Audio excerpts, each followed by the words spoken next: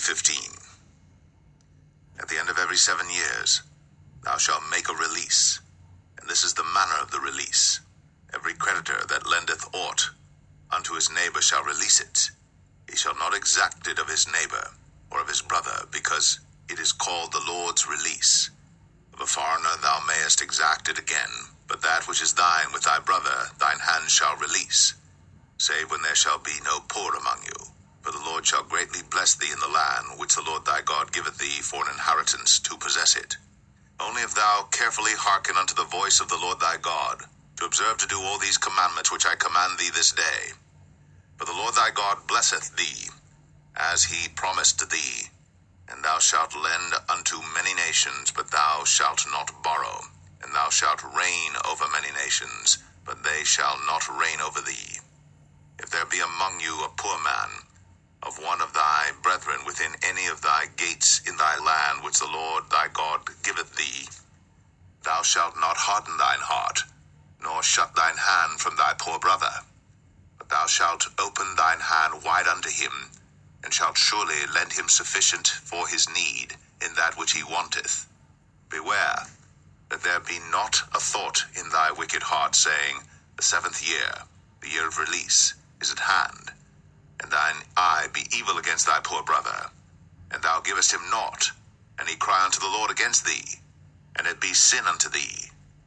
Thou shalt surely give him, and thine heart shall not be grieved when thou givest unto him, because that for this thing the Lord thy God shall bless thee in all thy works, and all that thou puttest thine hand unto.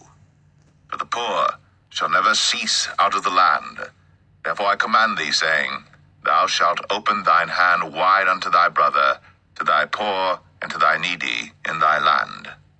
And if thy brother, an Hebrew man or an Hebrew woman, be sold unto thee, and serve thee 6 years, then in the 7th year thou shalt let him go free from thee. And when thou sendest him out free from thee, thou shalt not let him go away empty. Thou shalt furnish him liberally out of thy flock, and out of thy floor, and out of thy winepress. Of that wherewith the Lord thy God hath blessed thee thou shalt give unto him. And thou shalt remember that thou wast a bondman in the land of Egypt, and the Lord thy God redeemed thee. Therefore I command thee this thing today. And it shall be, if he say unto thee, I will not go away from thee, because he loveth thee and thine house, because he is well with thee, then thou shalt take an awl, and thrust it through his ear unto the door, and he shall be thy servant forever. And also unto thy maidservant thou shalt do likewise. It shall not seem hard unto thee when thou sendest him away free from thee, for he hath been worth a double hired servant to thee, in serving thee 6 years. And the Lord thy God shall bless thee in all that thou doest. All the firstling males that come of thy herd and of thy flock thou shalt sanctify unto the Lord thy God. Thou shalt do no work with the firstling of thy bullock, nor shear the firstling of thy sheep. Thou shalt eat it before the Lord thy God year by year in the place which the Lord shall choose, thou and thy household.